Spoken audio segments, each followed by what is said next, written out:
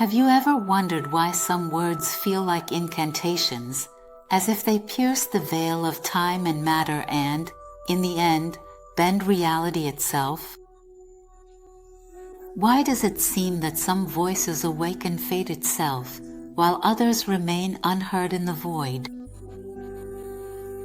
There is a forgotten power hidden in the way we speak. It's not some superficial babble of the mind, but the resonant voice of the soul. A voice that doesn't ask, but declares. A frequency that doesn't request change, but commands it. Words are not just sounds, they are tools of destiny, active forces of creation that shape the architecture of our existence. Every syllable we utter is like a chisel in the construction of our reality. Spoken language is not a passive description of the world around us. It is an active process of creating that world. When we understand this fundamental truth, we begin to realize that our everyday conversations are not just exchanges of information, but rituals that constantly reshape our experience of life. In this post, we will dive into the sacred mechanics of spoken reality, where words cease to be mere sounds and become tools of transformation. We will explore how our speech affects not only our thinking, but also our bodies, our emotions, and ultimately the external circumstances of our lives. There is a fundamental difference between words that merely travel and words that transform. A single sentence whispered with conviction can change timelines. Not because it is loud, but because it is optimally aligned. This is not a metaphor. It is the very structure of reality itself.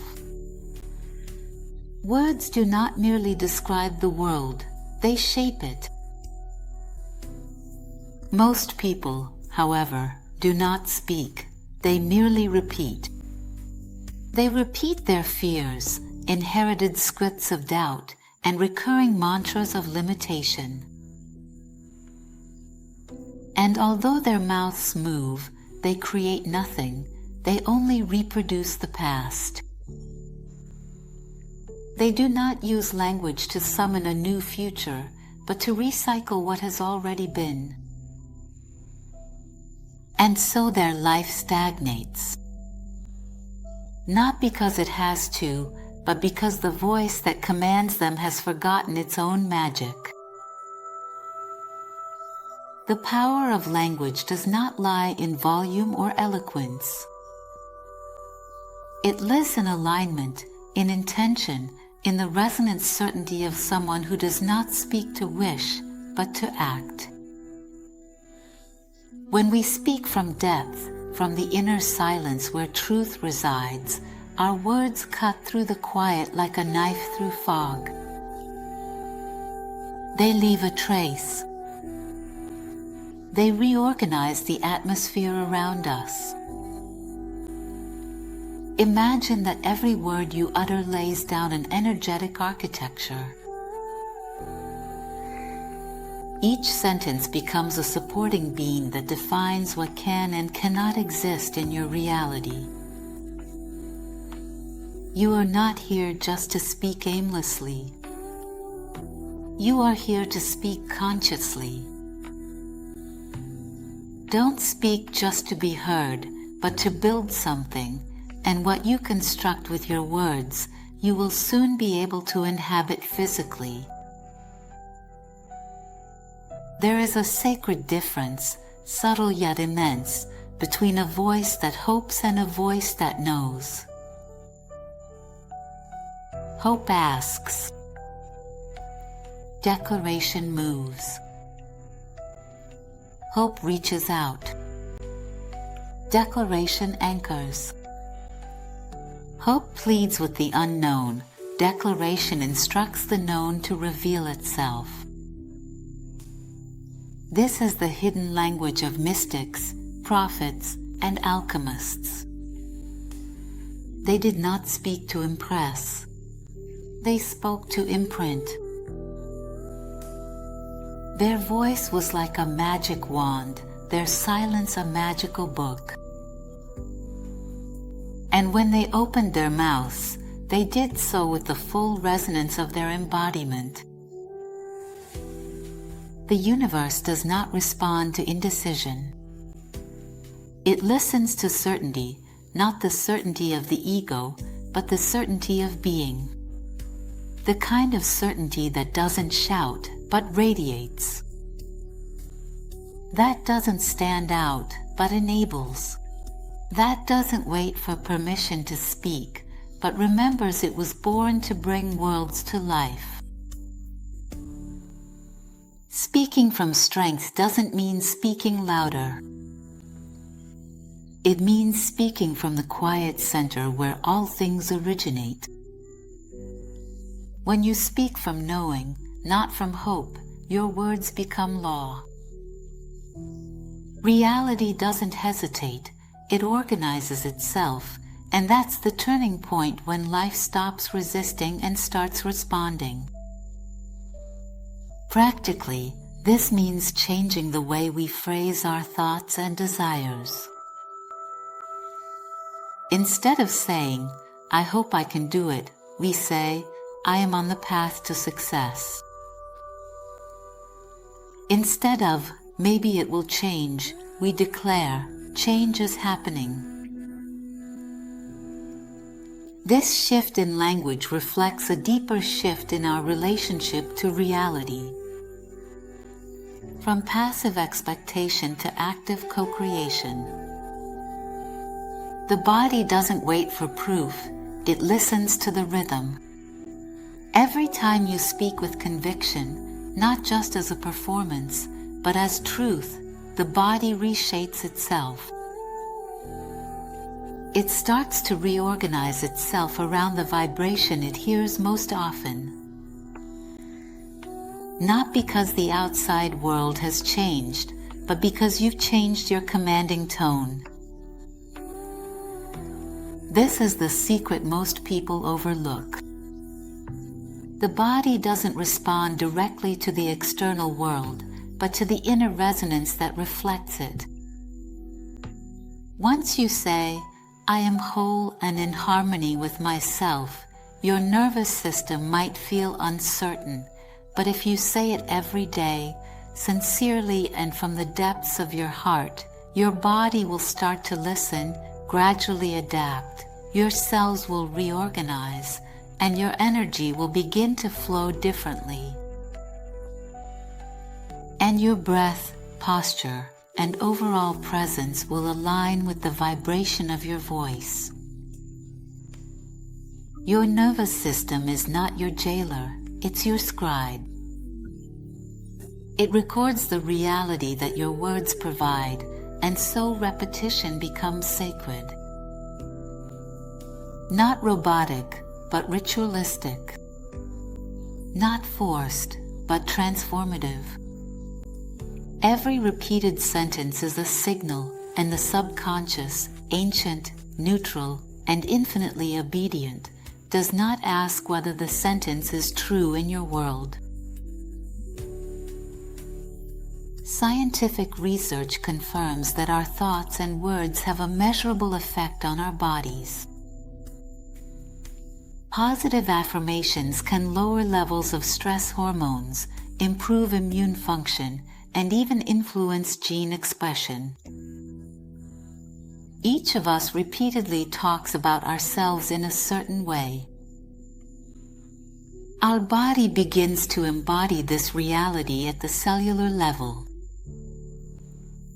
The process of calibration happens gradually, just like a child stumbles before learning to walk.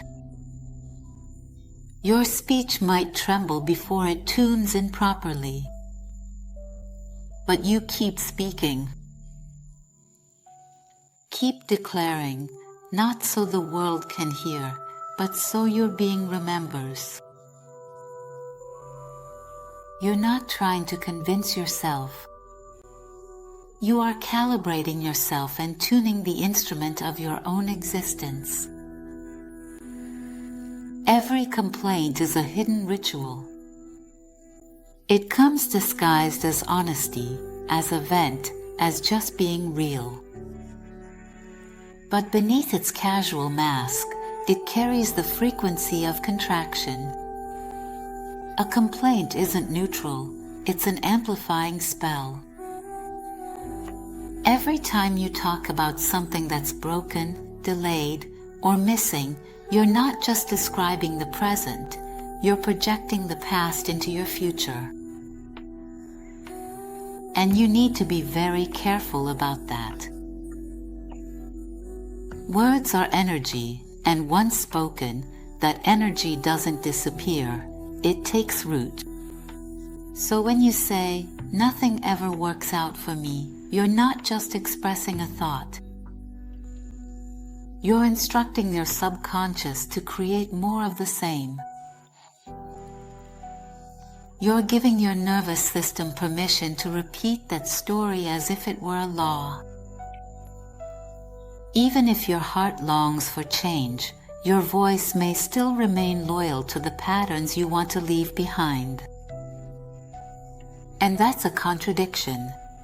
When your desire speaks of freedom, but your language describes captivity. To break this cycle, the solution isn't silence, but a complete transformation. Every complaint must be replaced, not ignored, but uprooted and replanted. Replace "I'm always tired" with "My energy is learning to return." Replace "I can't do it" with "I'm becoming the best version of myself who can." And here are some practical steps for transforming your language habits. It's about conscious observation. Start noticing your automatic phrases. What words do you use most often when you talk about yourself, your work, your relationships? Write down the recurring negative phrases you use. Often, these are sentences like "always when," "never happens to me," "I'm just not the type who." And what about active replacement? For each identified negative phrase, create a positive alternative that expresses the direction you want to go. And of course, new language patterns need time to take root. So be patient with yourself during the relearning process and repeat patiently. True manifestation is not stitched together from scattered affirmations. It arises from the sacred confluence of all parts of your body, your voice, your decisions, your attitude, your emotions, your assumptions, your level of consciousness. All of them must be moving in the same direction. When words express abundance, but the body is tensed up with fear, the signal is split. When affirmations speak of love, but your gaze deliberately avoids the mirror, creation comes to a halt. The universe does not respond to words, it responds to consistent frequencies. Language without coherence is not creation, it's static noise. Only when your whole system begins to harmonize, when there is no conflict between what you say, feel, and believe, timelines collapse and new realities align. Coherence doesn't mean being perfect. It means being undivided. When you are whole in your intention, your world also becomes whole in its reflection. Practically, This means aligning your thoughts and words. Your inner monologue should be in harmony with what you say out loud. If you talk about success in public but privately tell yourself you'll never make it, you're only creating energetic tension. And what about harmonizing emotions and expressions? The emotions you feel when you talk about your goals should match the words you use. If you talk about joy but feel fear, the signal is inconsistent. Integration of actions and statements. Your actions should support what you say. If you talk about health but act in ways that harm your health, you're creating inner conflict. When you achieve this inner integrity, speaking becomes effortless. It stops being an effort and becomes instinct. What once required repetition becomes a rhythm. What was once a statement becomes a state of being. You were never meant to act and speak like a stranger in your own life. You were meant to speak as the architect of your life. As someone who understands that reality is not given, but directed. Don't ask the universe for change. You don't whisper hopes into the void and wait to be chosen. You direct the flow, not with arrogance, but with the quiet conviction of someone who remembers who they are. You speak from completion, as if what you are calling forth is already real in the invisible world, because it is. Your language doesn't signal longing, it signals certainty, and certainty is the only language creation truly understands. The moment you speak as someone who has already arrived, life begins to organize itself around that. Not slowly, not someday, now. Because creation doesn't respond to waiting, but to witnessing. And when you witness yourself as whole, you destroy the illusion of delay. Here are some practical steps for consciously using your speech. First is morning calibration. Start each day by consciously setting your voice. Instead of automatically asking, "How are you?" ask yourself, "How do I want to speak about my life today?" And second, evening reflection. At the end of the day, notice what language you used, which phrases supported your vision, and which ones undermined it. Third, transform complaints. When you notice yourself complaining, pause and rephrase. Instead of saying, "This is terrible," try, "I'm learning to handle this differently." Fourth, speaking from the future. Practice talking about your goals as if they are already reality. Say, "I am" instead of "I will be." Say, "I have" instead of "I want to have." And fifth, conscious silence. Learn to recognize when it's better to stay silent than to speak out of frustration or fear. And remember, words are not just stand-in symbols. They are anchors. Every time you speak in alignment with who you have become, you anchor that identity in the physical world. You bring the inner out, you call the invisible into the visible. Change doesn't begin when the evidence appears. It begins when you stop describing what is and start declaring what is already done.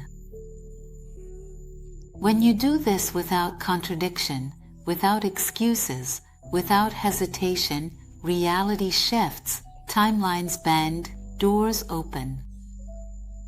What once seemed distant now breathes at your feet. This is not magic. It is remembrance. A remembrance of your role as the one who names, who shapes, who forms. Your voice is the echo of your becoming. Let it speak from the place where becoming has already become reality.